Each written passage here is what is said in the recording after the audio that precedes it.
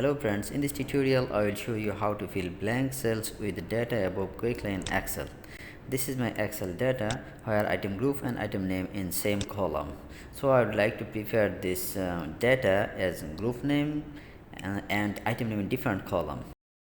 First of all, move the group name in group name column, then remove the empty column.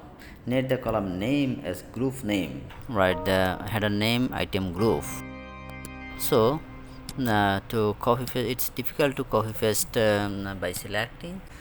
In that case you can select the sheet and then press Ctrl plus G, select spatial and then click on blank. Yes, it's point the blank row.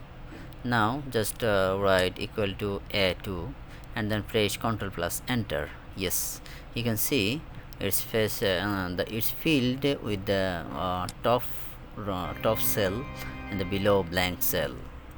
Thanks for watching this tutorial.